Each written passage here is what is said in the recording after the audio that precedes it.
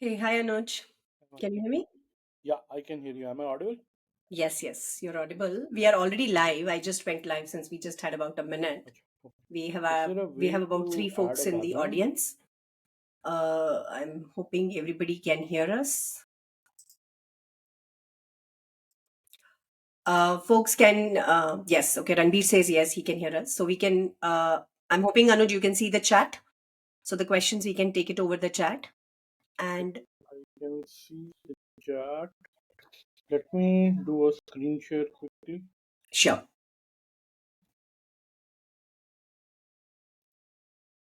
Okay. says your voice can be slightly better. You want to use a Oh, mine, my voice?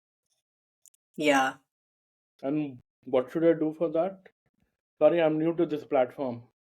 Yeah, yeah, no, no. I mean, the regular, if you use a headphone or a mic in case you have, or otherwise Yeah, try yeah, I to can. increase the volume. Yeah,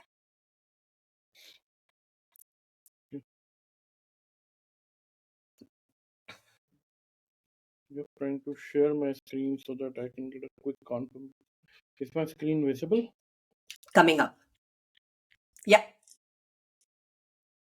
Uh, Ranbir, once Anuj speaks, let us know when you are, in case you're able to hear him clearly.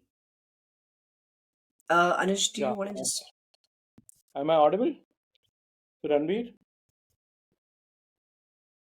Yeah, it's better. Okay. Thank you, Ranbir. Okay, so we have about six people, so that would be four participants. So maybe we can give it another minute, Anuj, before we start, so that we can have more folks join in. Yeah, absolutely, we can do that. Meanwhile, I think it will be good if we can help us understand what exactly are your expectations from this session, and then whatever changes we can do on the fly, Sure. we can incorporate that. Folks, feel free to join. I mean, this is not a lecture, right? This is just a bunch of folks who are interested in a common topic.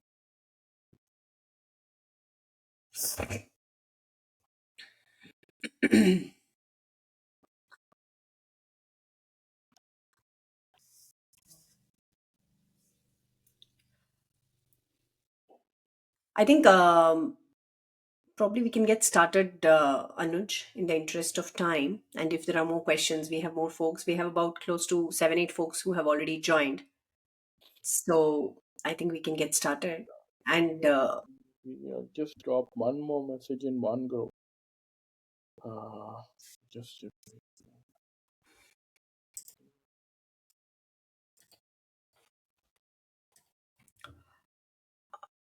all right, I think just in interest, we are about close to 10 people now. So I think we are good to get started. So, first yeah. of all, thank you everyone for joining on a Saturday morning for this call conversation, and I'm really hoping that it's a valuable key takeaways that you have that gives you not only more details on this topic but also gives any questions that you have on the upcoming course that Anuj and I are launching about that.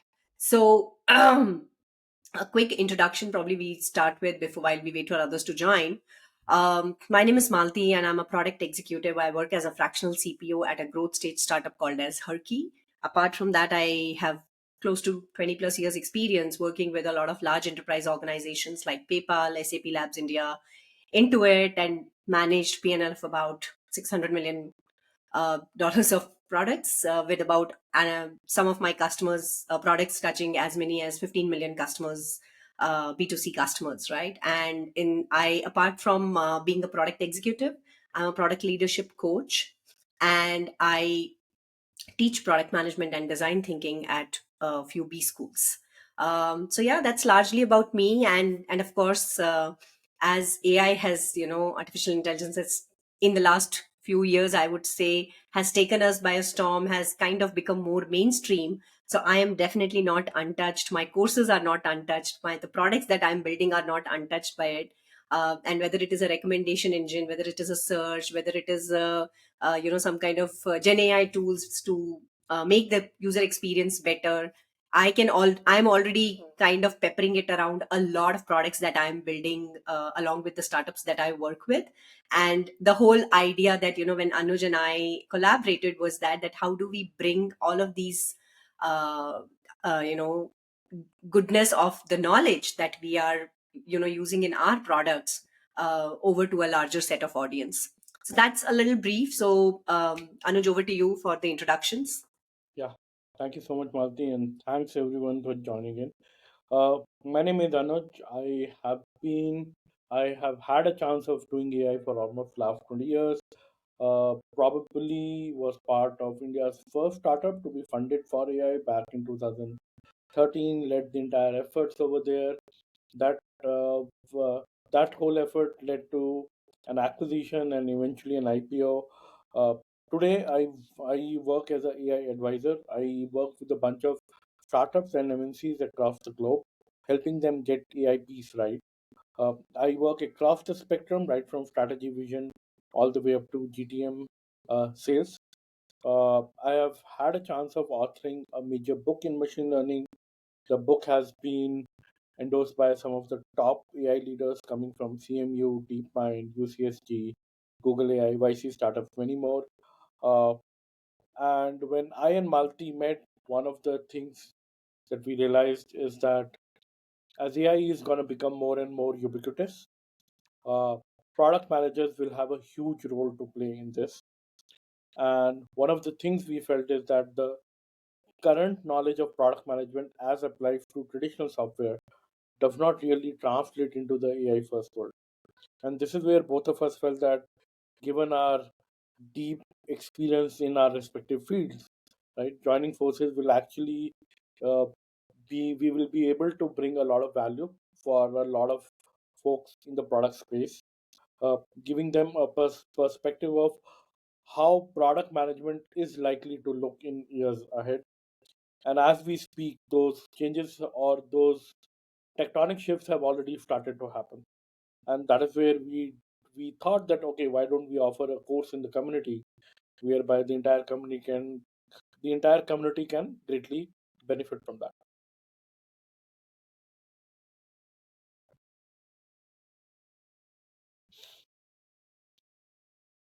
Malti, you're on Yeah, mute. I think, sorry, I was having some trouble unmuting myself. No, I think, thank you, Anuj, for the context and for the introductions. I think we have a fair number of folks now in the audience. So I think what we wanted to basically start quickly with today's agenda was that I think there is still a lot of why part of aspect of, why do we need this course? What is the impact that aspect is something that we wanted to cover as part of this session today. And I will also share the link where we have the details of all this course. While, Anuj, I would just request you to get started a little bit more agenda around the topic today. Yeah. Yeah, sure, absolutely. So, folks, like I said, right, I have been doing this for good 20 years, and one of the things that I have realized in my journey is that while a lot of credit and a lot of limelight gets hogged by AI scientists building all those jazzy systems, when you're building systems as part of product teams, in my humble opinion, product managers have a far more crucial role to play in an AI journey, right? Uh, while a lot of people are looking for or maybe still sitting on the fence as to what kind of a skills do I need to upgrade, is it all about being able to use AI in my day-to-day work to become efficient? The answer is no. That's a very separate stream, right? And that's a stream I think today applicable to almost every line of work, no matter who you are, right? uh, but this is slightly different. This is about if you are to build AI products, what does or what is the role of a product manager over there, and why? And that's what this particular webinar is going to be focusing about, why there is a serious need of upgrading the skills. Lot of learnings that we have had in last 5, 10, 15, 20 years developing software system do not translate to the AI world, and that is what this particular session is going to be about. Okay.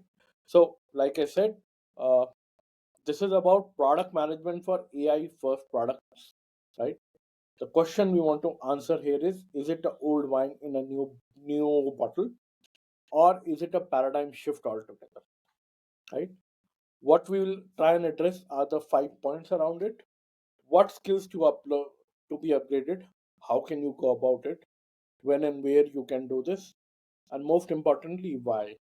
And I'm going to start in the reverse order. I'm going to start with the why part first. I'll take a quick pause so that I just want to make sure that all of us are on the same page uh, before we go any further. Yeah, I think Anush, there were just some questions on when we start with the questions. So I think while we cover what we wanted to cover as part of the agenda of the why, let's park the last 15-20 minutes for the questions. And as the questions are coming, probably we can also take in the context of what we are talking.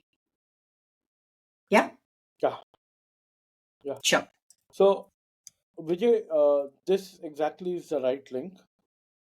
We are answering the why part, why software product management falls significantly short when building AI products. This is what we are exactly going to answer. Any other questions, any other inputs? I just want to make sure that all of us understand the broad contours before we go deep. Yeah. So Vijay, this is exactly the same thing where we are talking why uh, the traditional software product management is not adequately equipped to handle AI products. And then we will be taking any questions in context of the topic today or in context of the upcoming course that we have. Hope that Okay, answers. so Yeah, go ahead, Anuj. if that's clear, okay. How many of you read this news that came out? I think September-ish last year, where Netflix had put out a JD where they were looking for an AI product manager for their work, and they were willing to offer up to 900K as a salary in Valley. Is there a way to do a quick show of hands? I don't know. Sorry, Malti, you're on mute. Yeah, yeah, we can do that. They can do reactions, I think, if I'm not wrong. Okay, looks like no, they cannot do that. I Okay. think you can go ahead. Uh, okay. So when this news had come out, there were a lot of eyebrows that got raised. In my humble experience and in my humble journey, having built multiple AI teams from ground zero, both at early phase startups and some of the largest organizations on earth, I have been always convinced that product managers in the AI first world will have a far more dominating and a far larger role to play, right? And for me, at least, this wasn't a surprise at all. The matter of fact, in my teams, it is a well known fact that if push comes to shove, I have to choose between a smart AI product manager and a smart AI scientist. I'll always choose a AI product manager first before choosing a AI scientist. Mhm. Uh, let's understand why I say what I said, right? One, I'm sure it's clear to all of us by now. AI will become a norm. It's very clear. 3 years from now, the world is going to look very, very different. I'm not even talking of 10, 15 years, right? I'm talking of maybe even 3 years, right? And there are, while a lot of people say, and it's intuitive to think, right? What is a AI system at the end of the day? An AI system is a software system, right? All of us have been building software systems for life 5, 10, 15, 20 years, right? What is the big deal about it? It turns out there is a lot of big deal about it, and traditional software systems are very different from AI software systems, right?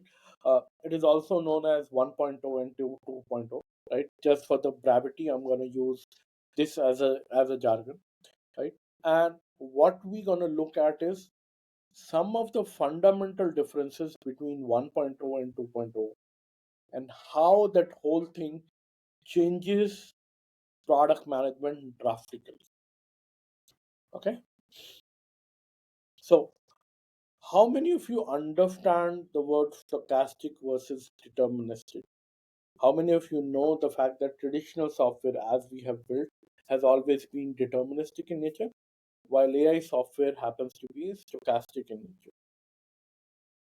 Sorry, I'm again asking a question, and I know this platform doesn't have way to kind of raise hands. But maybe a quick uh, word if you can type in the chat box. See, yes means I know, no means I do not know. Others, yeah, please feel free to add on. Okay, we The have more the some Yeah, responses the from more the Anna, interaction, yeah, we will. It is better for us. Okay, Weber, you understand. Puneet understands.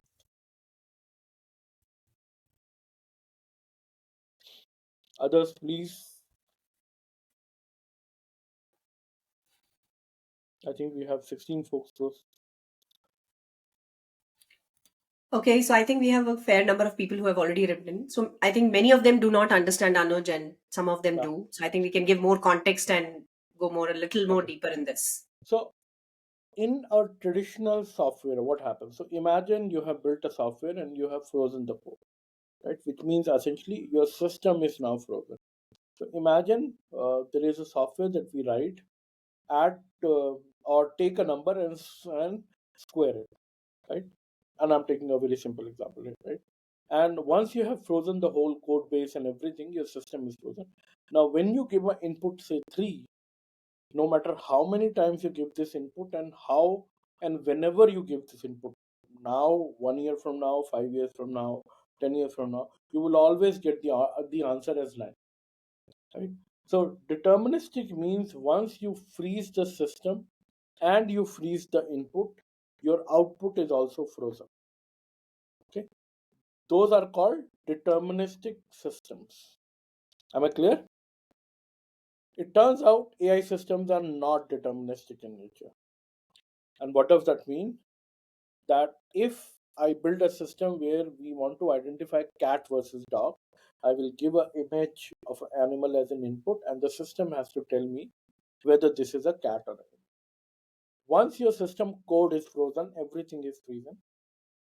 Even if I give an image as an input, for different times you can get different answers. Okay, why that is the case? Because okay, first, everyone understands this code difference. If anybody hasn't understood, feel free to please type in the uh, Yeah, many of them are saying yes. okay.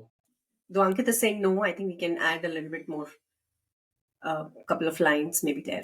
Okay, sure. uh, I think Ankit responded to the previous question maybe. now Oh, okay. now Sorry. now Yeah. Okay. saying it. Sorry, just give me 1 sec. There's a background noise and sorry.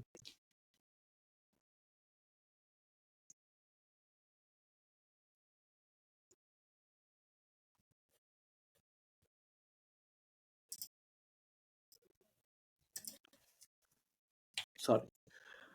Okay, so the reason that happens is that AI systems have a lot of statistics deep down. I'm not going to go into detail, otherwise, this will become a very detailed lecture in machine learning. But there are stochastic processes that are used to build these systems. Because of these stochastic processes, so you can almost imagine in every AI system, somewhere there is a coin, you flip the coin, and depending on the head or the tails, a lot of things happen. And some of these things have an implication on the answer that you will get. Okay, so all AI systems as of today, again, things can change drastically the way the world is evolving, right? But today, as of today, all AI systems are stochastic in nature. Because they are stochastic in nature, right? It means that you don't know what answer your system can throw up. It is very much possible that during testing it showed the correct answer, but in production it can give a wrong answer. Right? Now, why does this has have an implication on product management? Right?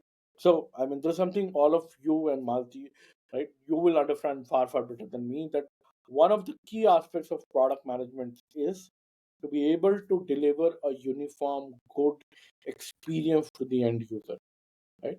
And when something goes wrong, it's a bug in a traditional software world, right? That is where you will go, you will work with the engineering team, get the bug fixed, and then it does not happen.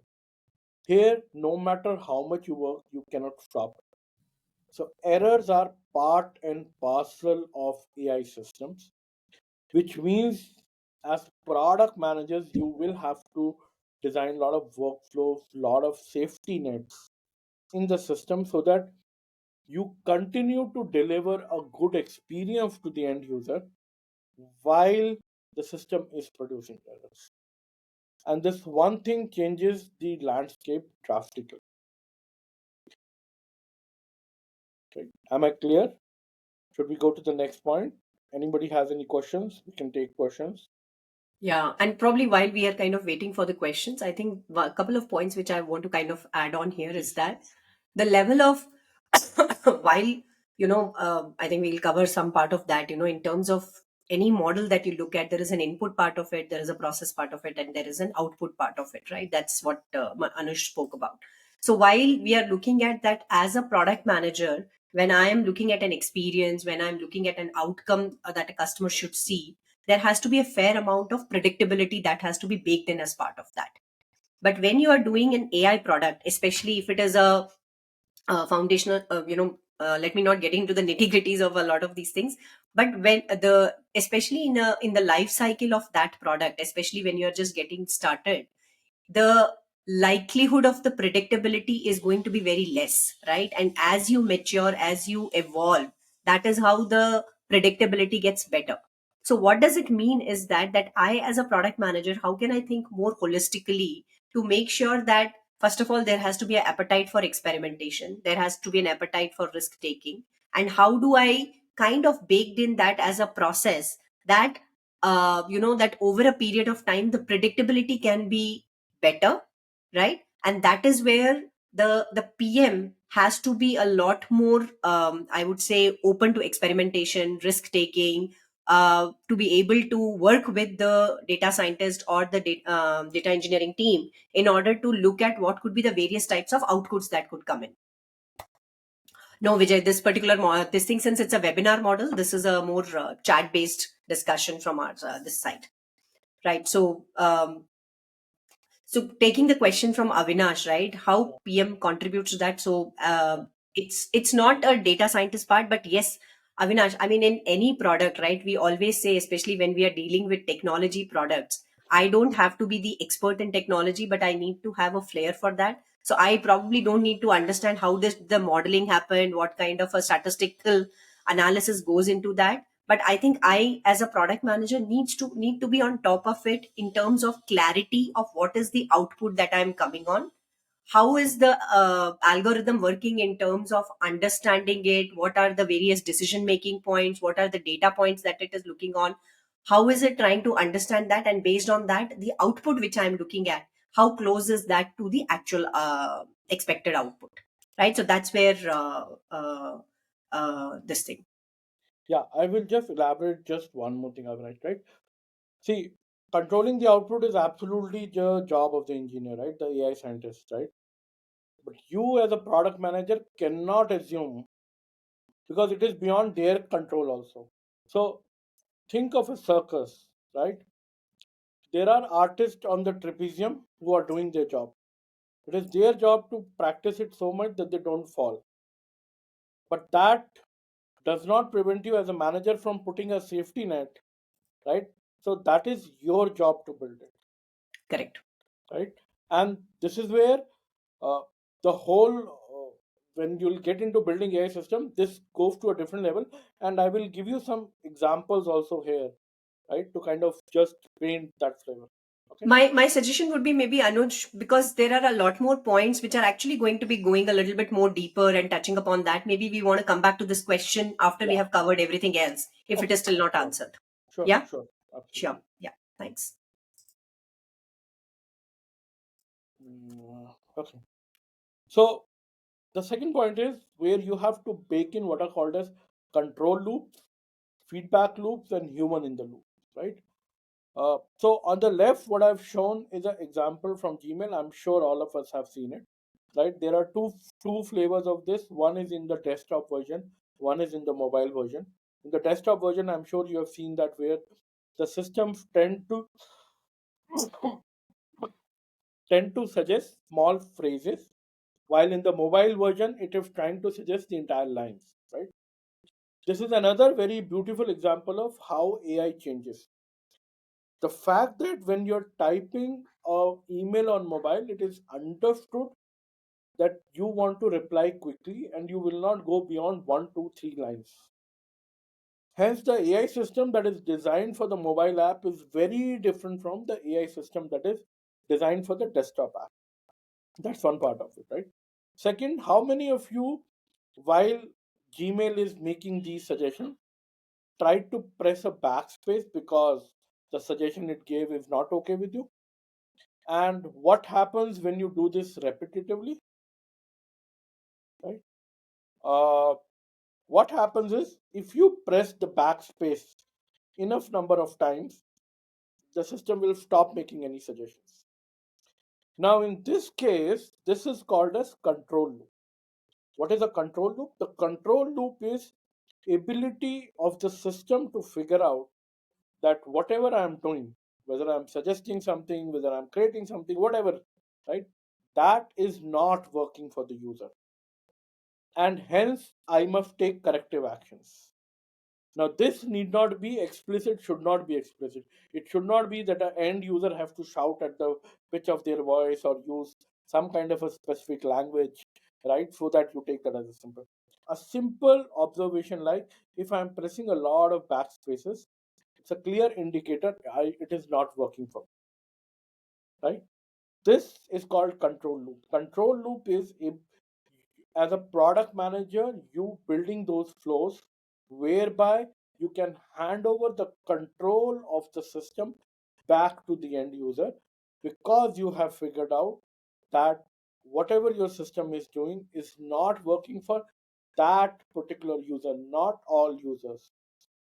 It does not mean that we go and shut down this auto suggest feature in Gmail because it is not working. For you as a particular user, it is not working. While simultaneously, there might be 1 million users for whom it is still working, right? So AI has to be built. Your experience has to be delivered at the last mile, which is that particular user, and you need to bake in that whole part. Okay. Second part is called as the feedback loops. So feedback loops is where you explicitly ask the user, hey, whether things are working for you or not. Did my suggestions make sense? Do you want to do a thumbs up, thumbs down? Right? I'm sure you would have seen once in a while you're using products, especially from Google, you'll see these feedback pop-ups come up, right? This is where you need to, it's not that you'll start popping them up left, right, center for every user. No, again, that's not the point. The point is to be able to understand, okay, this particular user had a slightly different experience, hence I must or should I not. Maybe to begin with, you start with basic flows. Over a period of time, when does the feedback loop also pop up, becomes intelligent, right? So this is the example of a feedback, right? Third is what is called as human in the loop, right? So human in the loop is different from control loop. So when I say a human, it is not the end user. It basically refers to the scenarios when, for whatever reason, your systems are not confident, right, of whatever answers they are giving, but the user still expects an answer from your system. And this is where you have a end user or a agent, sorry, a end human or an agent who is sitting in, who then takes over the control and then does the job for you, right? So it is very similar to, if I can give a loose analogy, uh, you are flying in a plane, there's an autopilot working.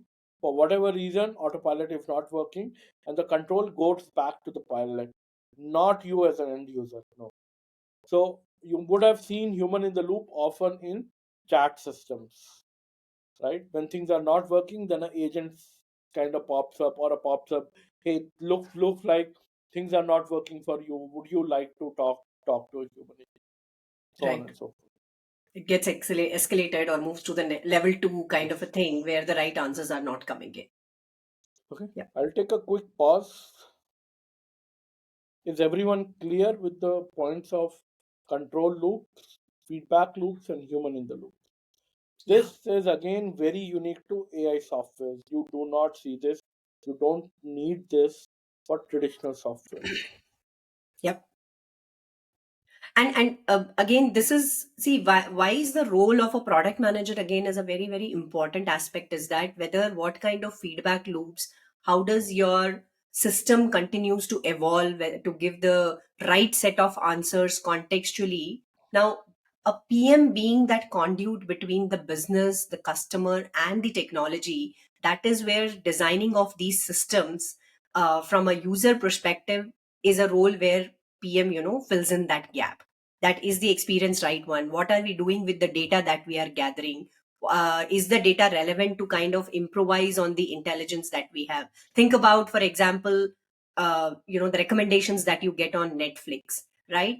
What are the different touch points, the clicks or the interactions that a user has within a system or any social media platform, that goes in terms of improvising that algorithm, right? A lot of this information based on what the user is looking for, this is where a product manager comes into it, just to give an analogy of that in a digital product landscape, right? So but think about it, for example, if you are building something like in a healthcare system where the complexities are far more, so there is a constant need for an oncologist there to come in and give the right, make sure that the output is very relevant, right kind of data is being looked at. So I think this is something that Anuj and I spoke about in the last session also.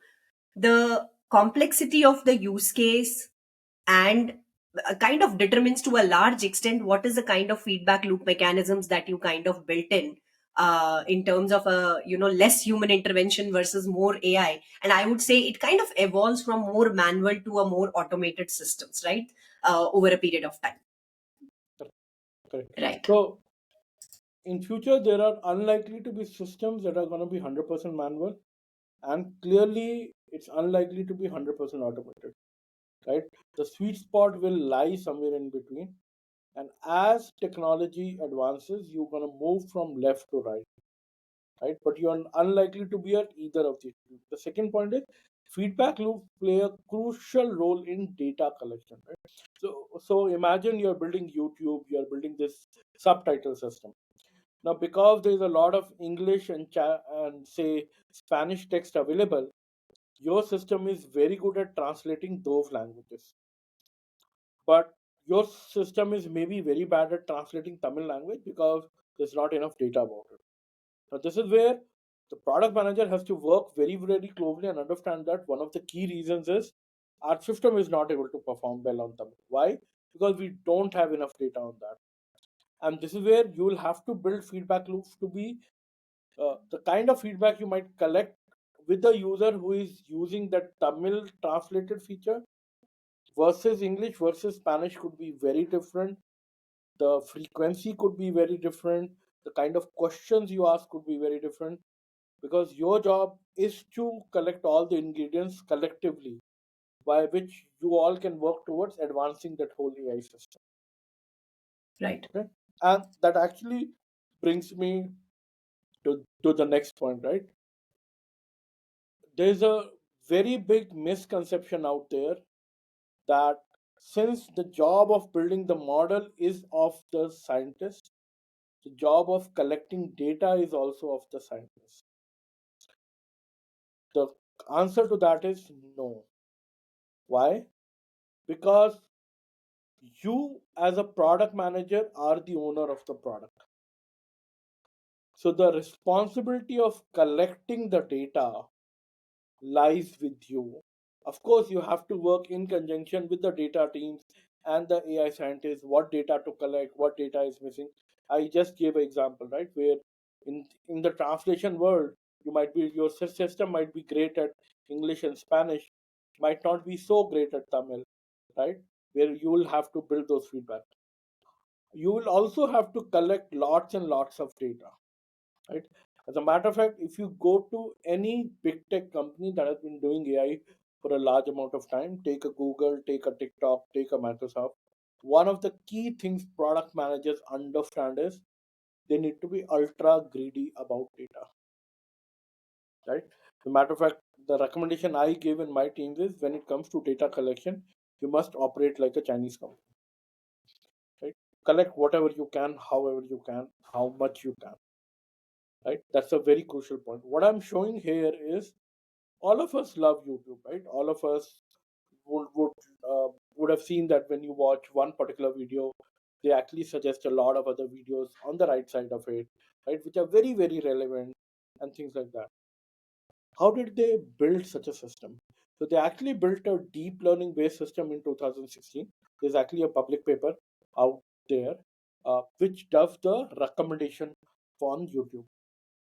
But the most interesting point is, much before that, they created a team internally 5 years ago whose whole job was to collect data so that the AI team can build that recommendation system couple of years down the line.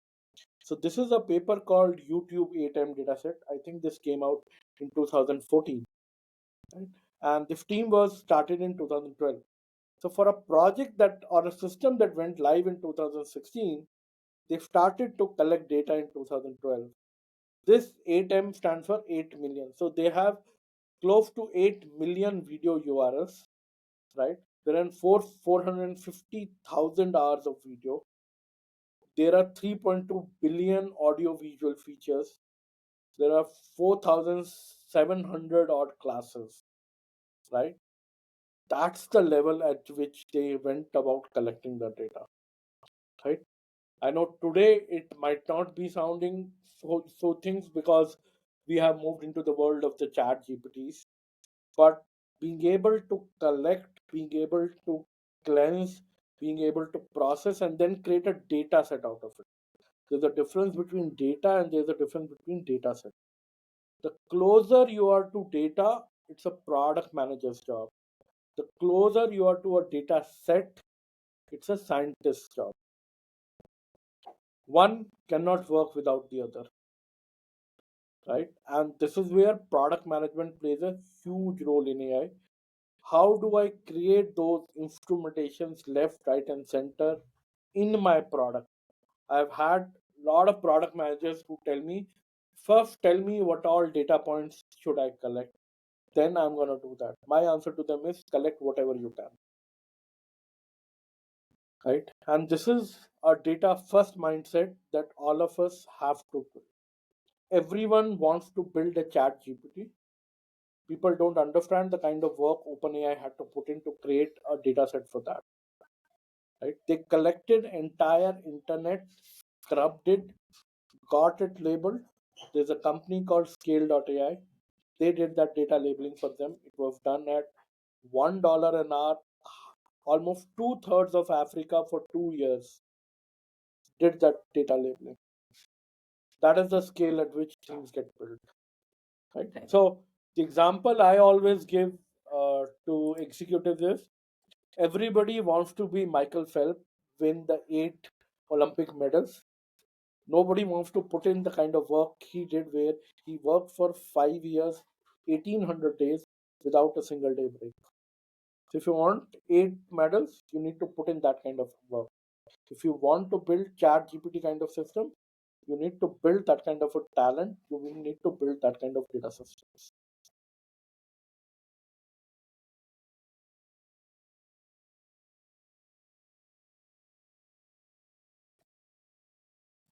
Okay, Anush, Pawan. maybe just in the interest of time, we can slightly move forward in case, Yeah, yeah, yeah, sure. just there are many I will do questions. that. Right. Sure. Okay. I mean, this is another feature you should look at. Right, in YouTube, I'm sure all of you have seen that. You should take a guess at uh, what is this feature being built for. Okay. The next point is, when you're introducing AI to your users for the first time, you need to do this very, very gently. You need to be very, very specific. Uh, just a sec. Right. So here is the example that I've. So imagine you have built an app where you take a photograph of a plant and then the app can quickly identify the plant for you. Right. Now, and imagine you are introducing this. This is the kind of view that you put in the Play Store, let us suppose, right? Plant Pal, a botanist you can keep in your pocket. Use it to identify any plant, determine if it is safe for people and pets. Right? What is wrong? The point that is wrong here is you are suggesting that the tech works perfectly in all situations. No matter what plant, we will be able to identify. Now, imagine in certain cases where certain plants are extremely poisonous. If you touch, you can have severe allergies, right? And your user had taken out that app. Your app made a mistake. It clearly said that this is a harmless one, right? And then the person got infected, maybe even became life threatening, right? The simple mistake, if not in India, at least in countries like US where your company can be sued, this one mistake of yours can bring down the entire company overnight, right? A better way is always to be more polite, more uh, undertoning. Plant pal, right? Primarily for US market, it helps you identify 400 plus plants native to United States and determine if they are safe for so and so. So I talked about the geography. I talked about the kind of reach it has. 400 odd plants is what we are able to do. For whom? For adults, cats, and dogs, not for others, right? So it is important to clearly state out the limitations, especially in a high stakes situation. In an AI based system, you need to understand very clearly if your system makes a mistake, what is the cost of that mistake. Okay, this squarely and fairly lands on the plate of a product manager, not the scientist, not the business owner. Okay, the economics, I'm not going to go into all these details, but basically what these calculations show is today, if you want to build a chat GPT kind of system, you're looking at a bill of at least 100 mil if you were to get everything right from starting to end. If you were to get everything right, which is unlikely, right? So, with all the mistakes and making everything, you're looking at 400 million kind of a number, right? Now, why is this important? Because in a lot of teams, in a lot of organizations, I've seen that CXOs are not willing to buy anything less than a chat GPT on day one, right? Without actually understanding what it takes to build those kind of systems. The best person to explain that to the senior stakeholders is actually a product manager because of the fact that they've straddled across the business and tech, right? Now, imagine you build a chat GPT for a use case where you're earning $1 per API call, or maybe even lesser, right? The economics itself might not make sense. So you need to understand these parts very, very carefully, right? I'm not going to go into a lot of detail, but there's another very big misconception out there in the world today that AI systems are going to have margins like SaaS businesses, which are typically 80-85% margins. So far, what the world has seen, and it is unlikely this is going to be breached, no AI software has been able to cross a 40 to 50% margin. And there are fundamental reasons for this. So if you don't understand these economics, you build the whole thing, and then 3 years later you realize it is not working. The entire business unit is going to be in a soup. And this happens at some of the largest organizations. All of you can go and check. Last year, Amazon fired large part of their A9 team, the team that has been building Alexa for last 20 years almost. Why? It's not that Alexa is not a great AI product. In my humble opinion, it's one of the best that I've seen out there, right? Today, a lot of people can claim and can build similar to Alexa, but imagine being able to do that 10 years back. Highly impossible. But why were they fired? Because the primary goal of Alexa was not, hey, Alexa, play this music, what is the weather outside, right? No. The primary aim of Alexa was to be able to drive more e commerce business for Amazon.com. That never happened. And at the highest level, if your AI system is not meeting its business use cases, it's a liability. Okay.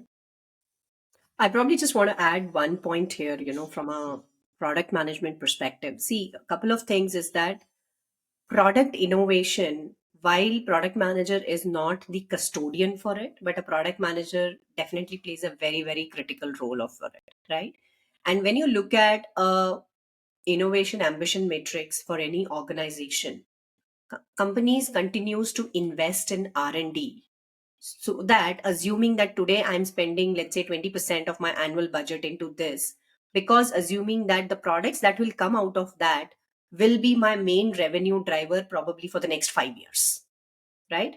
So because over a period of time the current highest revenue making product is probably going to retire in the next couple of years, and the innovation that I will do in the next 2 years will be my revenue making product in the next 5 to 10 years. And that is where, if you look at that S curve, right, where a product manager has to constantly look at that leveraging this technology, the business context in which my company plays, how do I unlock that potential? So how do I move from the S curve that I have today from here to the next level? And that is where I would say that a product manager has to constantly look at that. How do I do this first POC?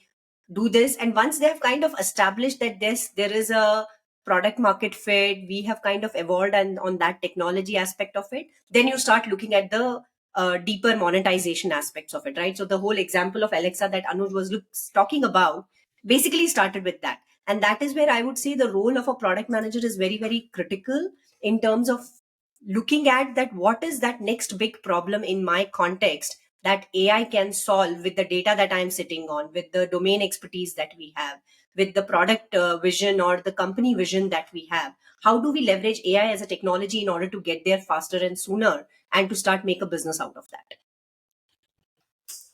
Malti, just wanted to add that I don't think so. We have introduced the S-shaped curve, but basically, what Malti was talking about, folks, is that when you look at return on investment in AI, it's actually uh, very different from the way it happens in traditional software, and that's actually one of the first topics that we teach in our course, right? How does the return on investment curve look like in AI? And that curve has huge implications on your entire AI strategy itself. The way you go about building those systems, the way you hire, the way you plan and everything. Okay. Correct. By the way, we are collecting feedback on this session. I have put a link in the chat. I would request everyone to please take 2 minutes and give us the feedback. This will really help us stay on top. This is also an example of a feedback loop. Uh, okay. Next part. How do traditional software systems get built, right? Today, over 30 years, we have mastered, as mankind, we have mastered the whole art of building software system, right? So today it is very easy to get to a fairly decent system in a couple of weeks. And when and after that, whatever gaps are there can be full using putting a lot of patches. A lot of people believe that a similar approach works in AI. I have reached 90% accuracy. To be able to reach 92%, I need to apply a couple of patches and a couple of patches, and it will happen. Turns out AI doesn't work that way. Now, for whatever reason, your algorithm had stagnated in its performance. You can do whatever you want to do, right? Typically, there are two major approaches. You either tinker with the algorithm or you tinker with the data, right? Because these are the two inputs to your entire AI system, right? No matter what you do, you are not able to move beyond a particular thing, a particular performance number. This is where your AI team has to go back and start building another system from scratch, right? So a software system is typically a forward moving line. In AI, you can go up, you might come all the way down, and you might have to go. It's almost like climbing a mountain. You climb, climb, climb. 3 meters before the top, you realize that the path from where you have come or the direction from where you have come has a vertical cliff. Your only option now is to go back and attack the same uh, mountain from a different direction, right? This changes the whole aspects of timeline and roadmap planner drastically in the world of AI, right? Uh, okay, let's move on. Last but not the least, explainability and ethics, right? So explainability is the aspect where when an AI system gives an answer, you expect, like we expect humans, to be able to explain why you gave the answer that you gave, right? Today, AI systems are not very good at explainability, right? As a matter of fact, most algorithms, including all the LLMs in the world, all the chat GPTs of the world, are black boxes, right? They give an answer, but they don't tell you why they are doing that. And that has, on mission critical systems, explainability or regulatory side of things is very important. So in a banking in European ecosystem, you cannot deny a loan application if you cannot give a justification for it. And that means a chat GPT goes out of the window because chat GPT can hallucinate and give all kind of nonsense. As a matter of fact, all of you should go and try and ask this question to chat GPT. Chat GPT, tell me what is heavier, 2 pounds of feather or 1 pound of stone, and look at what explanation it tries and gives. It will try and give a very reasonable explanation, but the explanation is wrong, right? Uh, and that's Yes, how I AI think is today. the one of the most useful word in this context, Anuj, that I've heard is that basically that model is giving you what it calls as plausible, right, with all the information that it has, Yes. because that it is working in the realm of the information that it already possesses, right? Yeah. So basically it doesn't know whether it is the right answer or the wrong answer. It gives you a basically a very plausible answer. Yes. As a matter of fact, I would have loved to show that image, but it will take. Recently, mid journey, somebody gave a prompt of give me an image where Mother Teresa is fighting poverty. Right now, a typical image you will expect is where she is feeding a bunch of kids and all of that stuff. What it gives you images where Mother Teresa is standing in the center of a field and she's fighting a lot of kids who are poor, who actually hardly have any clothes and anything on their body. Yeah, yeah. Right? So it The word fighting itself has changed everything. And AI is full of lot of these things. correct. All the newer and newer things that you see on LinkedIn are demos. All AI demos are cherry picked examples. They are lipstick on the pig. They have been designed in a way to make them look glorious. The reality is very, very different. Correct. Okay. And you need to understand this part. Second is the ethics part of it, where because there is biasness in the world, this biasness also resonates in the data that is there in the world.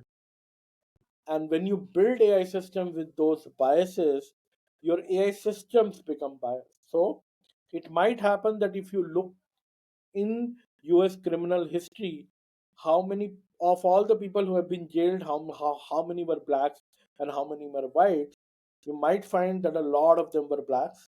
So if you take all those faces, build a AI system to recognize a criminal, highly likely if your color is black, it is going to say you are a criminal. This is biasness, right? This has a lot of implications on your systems, right? And in today's world, one wrong move, we have already seen Gemini AI gave a couple of wrong answers. The kind of backlash Google got from the Indian government on that, right? Canadian Airlines sold a higher ticket in a chat system to a end user. They had to pay a huge penalty for it. Okay, and all these matters. Okay, I'm not going to go here, but basically look at this, right? Imagine someone to tell you build a system between that can identify cat versus dog. If your data set is largely of the type on the left, any engineer will create a V0 in 2 to 3 days at max. If your data set is largely of the images on the type right, it might even take a PhD a couple of months. Something as simple and nuanced as that has completely thrown. The problem is not just a problem definition. on what data set you're expecting, what is the cost of a mistake. So what is possible, what is feasible in AI world has a very different realm altogether. Okay, in most cases, especially early stage startups, most responsibility of leading the AI project lands on the shoulder of the product manager, AI product manager. Stakeholder management, AI product manager. In a lot of startups, the daily scrum is actually run by a AI product manager, right? And for that reason, I always have this poster in all my teams.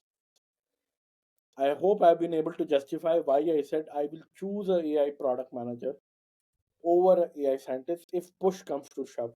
If I have to take a hard call that I can keep only one of them, I'll always keep a smart AI product manager.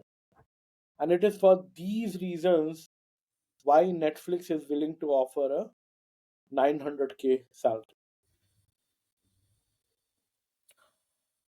Yeah, thank you, Anuj. I think in the past, we've also received some questions. So Anuj and I thought, as we kind of go in details about before our course, we actually talk about why do we even need to upgrade a PM to acquire some critical skill sets which are required in order to build a AI first product, right? And I hope that we have been able to at least touch the tips of those. Touch the tip of the iceberg during this 45-minute session, but you can expect a lot more in these nuances within the course. So basically, we are looking to launch this course on 30th March, which is a Saturday. The course is going to run across 3 Saturdays, which is subsequent 30th March, and I think it is 6th April, and then 13th April, the subsequent weekends. In each of the session, we will be covering this for 3 hours each. This is definitely going to be completely online. We will be using the Zoom platform in order to conduct the session. So, the capability to use smaller group breakout rooms, recording of the sessions, to be able to handhold while each of the participants is trying to build their hands-on exercise is going to be very, very made easy. Having said about what Anuj spoke about, I think one of the things Anuj and I are kind of very, very keen on is that we make it very case study relevant, because that's the best way to draw the parallels, get the metaphors as to how the systems do and what does it mean for my own product, right? And you can have that key takeaways back in your own products. The We are trying to get in every each of the 3 sessions, it will be filled with case studies and hands-on sessions. And as I said, during the session and after the session, the people who take up the course will have access to the recordings, have access to the course materials. Right? We are also planning to have 1 or 2 office hours, so that once you have finished the course, how are you taking it back? If you have any questions post the course, we will be organizing that as well.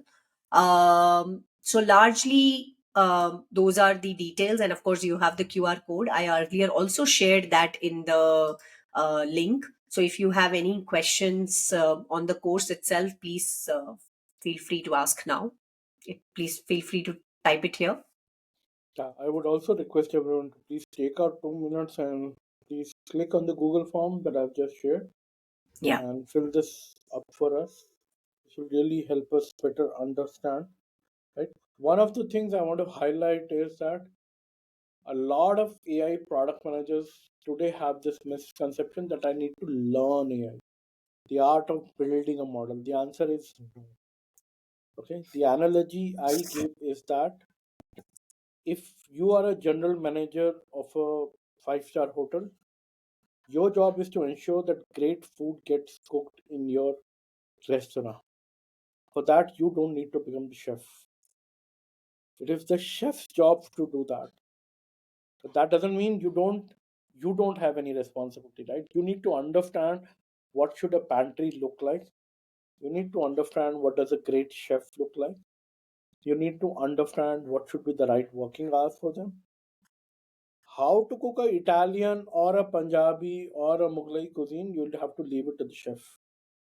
But you must know that very basics.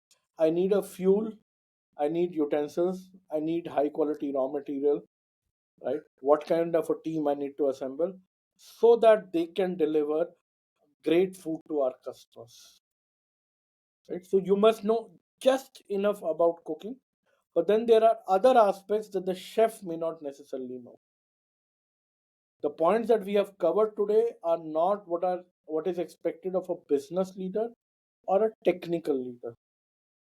And for this reason, the AI project starts with, are we even solving the right problem or the right use case?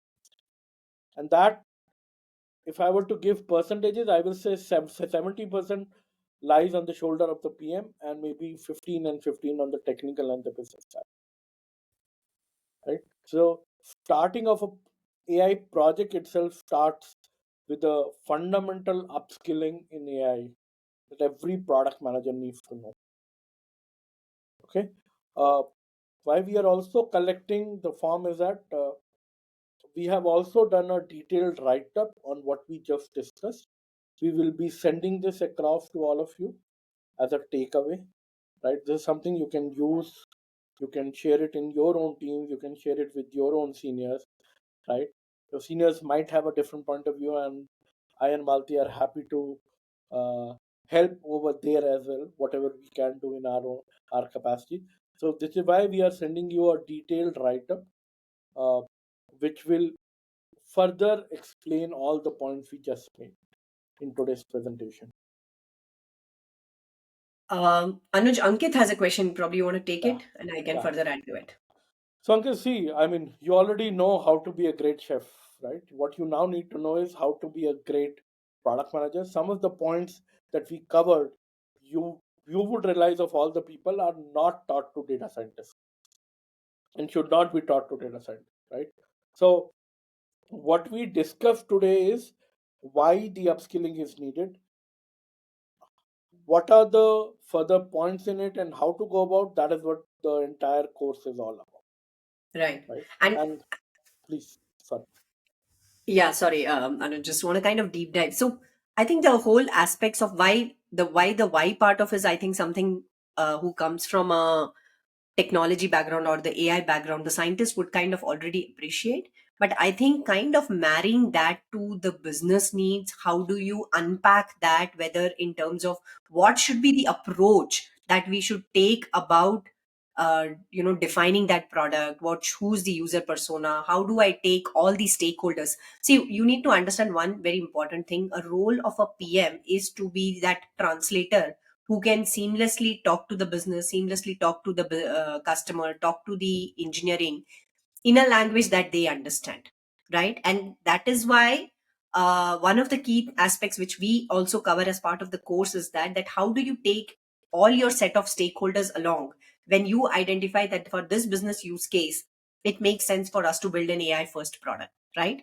So the nuances that are required for a product manager, like for example some of the things that Anuj spoke about, the ROI part of it, the economics part of it, what is the kind of data set that it needs. Now a scientist will probably understand more the data set part of it, but how do I do that collection, where do you build that feedback loop, how do you convince your user experience? Those are the aspects of product management that we will be mixing, right? So the idea is to have a right mix of ingredients needed from a product management perspective, and how much of a depth do I need to know about this whole technology to be able to make that right decision, right? So that is the combination of ingredients that Anuj and I are looking at to kind of balance that with. So yes, this is not only for PMs who are looking to start building AI products, but it is also for the folks who are already in the AI world, but now they are trying to say that how do I position in order to be able to do that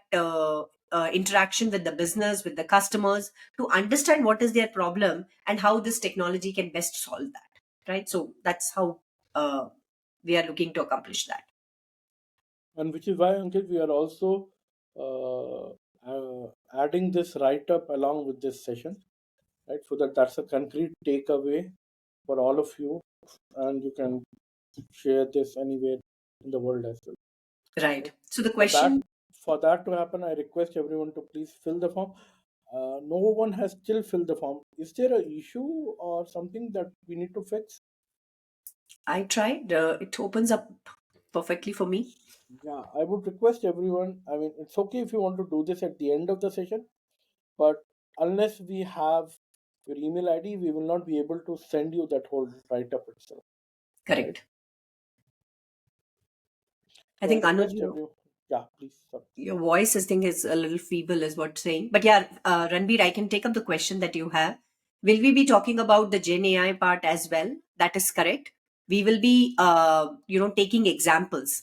So as we said, this is kind of looking at the entirety of what it takes to be an AI PM, and definitely, I think I would look at it with especially a lot of out of the box products now available in the Gen AI world. We are definitely going to be doing some exercises, looking at some case studies and examples. And see, again, you have to understand it's a complete stack, and there is a lot of layering in that world. So we will be talking about this whole AGI world as well, and where it does in terms of the maturity, what are the tools, what are the use cases, and we will also be doing an example.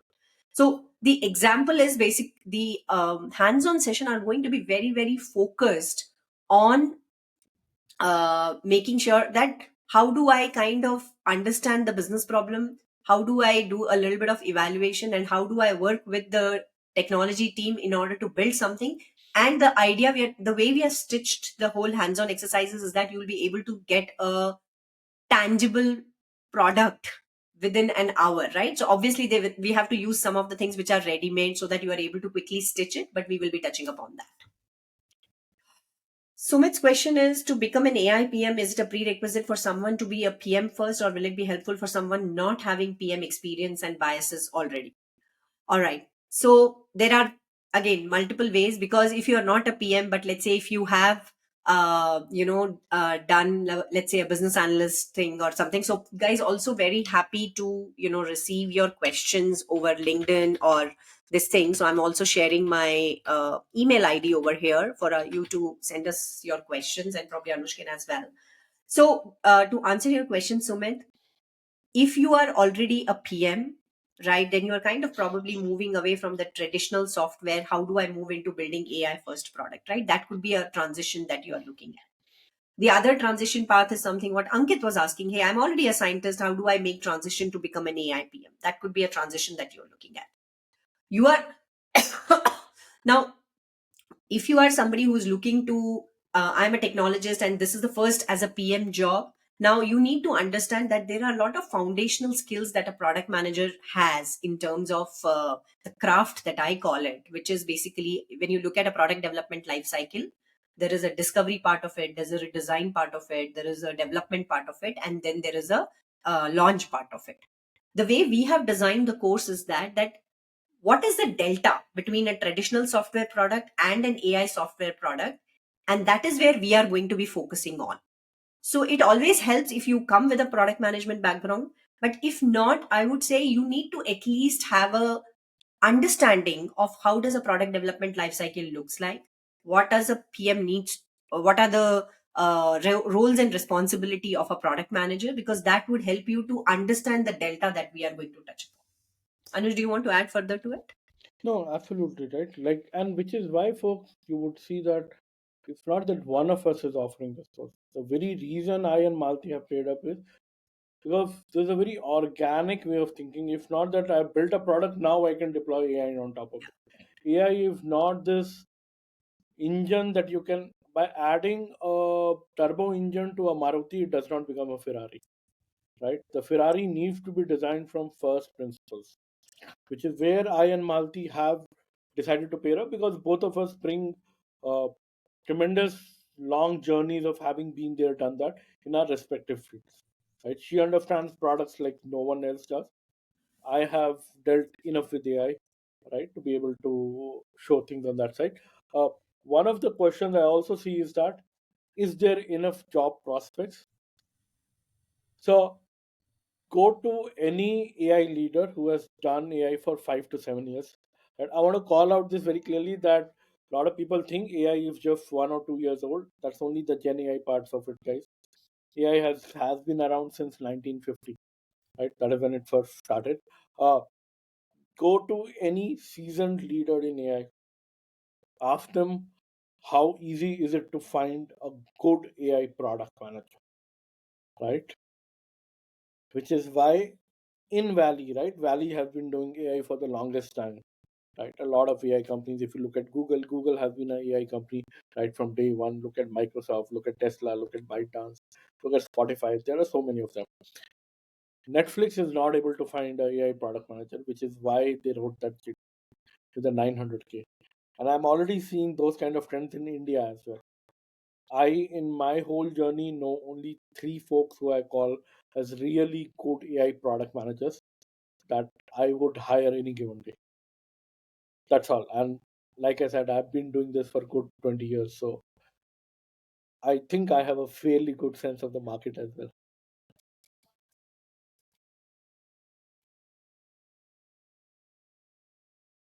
Okay. Malti, do you want to quickly pull up? I can pull up that course and maybe you can walk through. Yeah, that's exactly what I was doing. The link. I'm just sending the link on the chat in case you want to bring it up. So, yeah, we Yeah. can just quickly talk about. And in fact, Ranbir, as we are talking, I will be updating it, on a weekly basis, every weekend, what exactly we are going to be doing it. Unfortunately, from a formatting perspective, it really doesn't allow Yeah. me a lot of things. So, probably I will see if there could be an attachment or something where I could structure this better. So, largely in week one, what we are looking at is to kind of look at a more broader perspective of it. What is AI? The evolution, the various layers. For example, you would have heard about from NLP to ML to deep learning to Gen AI to AGI. So me and Anuj are going to do a little bit of double click on that. We are going to talk about a little bit of impact of AI across industries, right? Look at that part of it. We look at a largely the ROI curve in terms of, what does it mean, look at the whole AI stack of it, because there is this, for example, in order to build your AI products, you need a huge amount of data.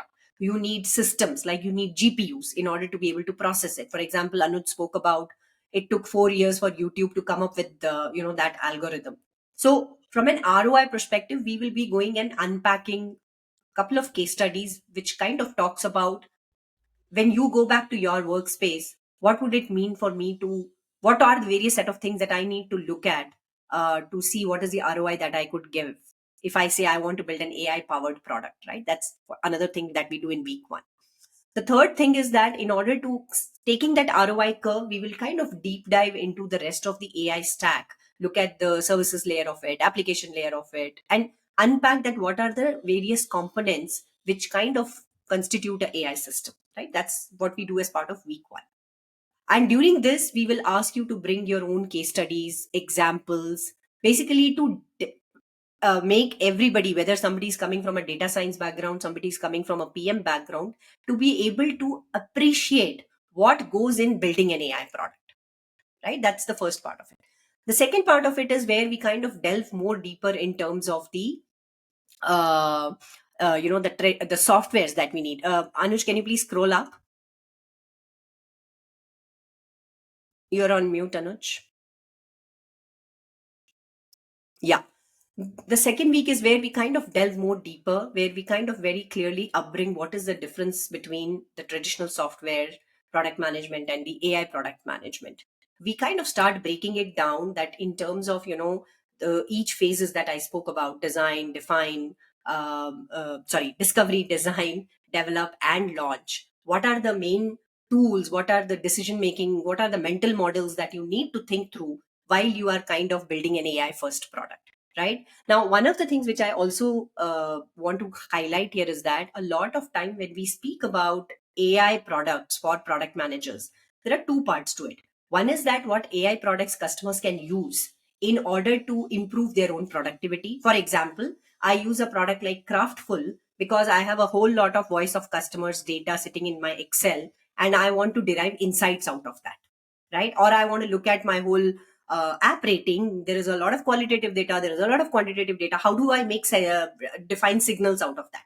Now you need to understand that is something to help a product manager to get better at their job. Then there is a second part where you start using AI to build your own products, to make them smarter, to make them automated, or whatever is your use case.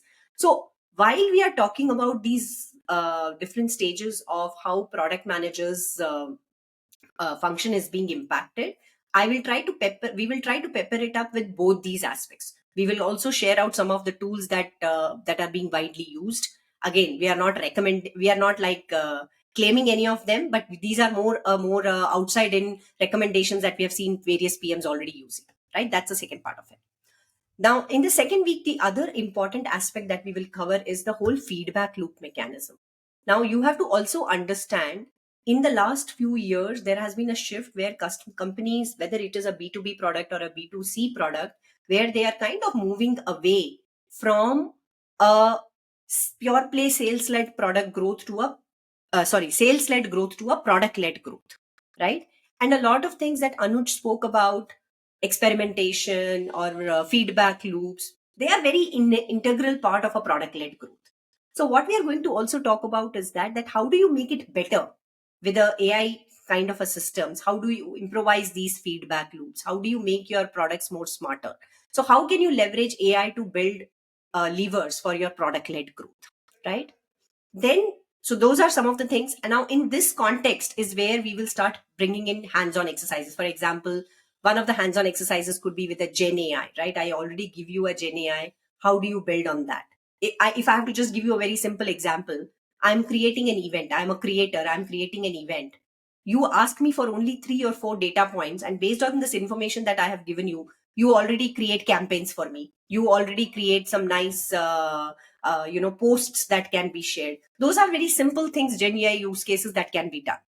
Some of the other things that we would probably also talk about is the stochastic and the deterministic workflows. The deterministic is the traditional way of doing it, where there is a clear workflow. You give me this input, I will give you this output, right? So how do you build those kind of a thing using a model, and how do you further improvise on that using the feedback loop? That is the second set of hands-on exercises that we are looking to do in module 2, which is week 2. Then as we come over to week 3, we kind of talk a little bit more about, of course, we continue to do our exercises split between module 2, week 2 and week 3.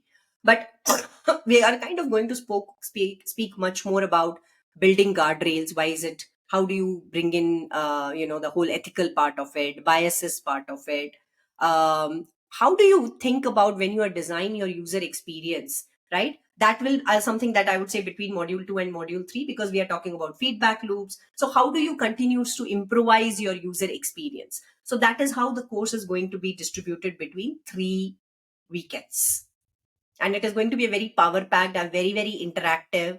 And of course, some of the side key takeaways are, you get to network, you get to share your thoughts. You probably get to also opportunities to share about some brand new ideas, which could be probably your way to build your own next startup. Those are some of the side wins that I would say. Ranbir, does that help? Any more questions that you may have? And folks, feel free to ask any questions. We are here.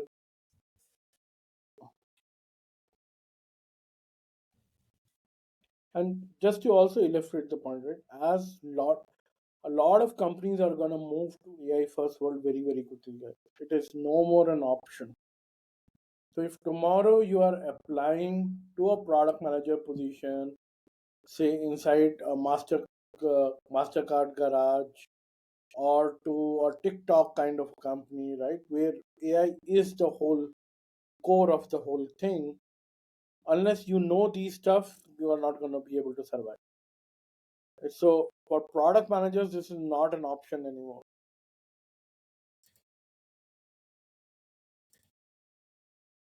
Are there any more questions?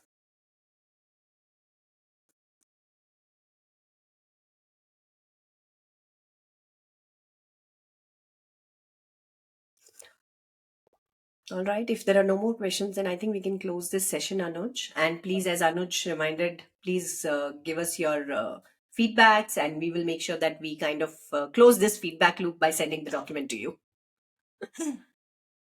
And feel free to send us based on the email that I have shared in the chat. In case you have any questions, or on LinkedIn, if you want to ping us, me or Anuj, feel free to do that. All right. Thank you for staying till the end, to many of you. Thank you. Really appreciate that. Yeah.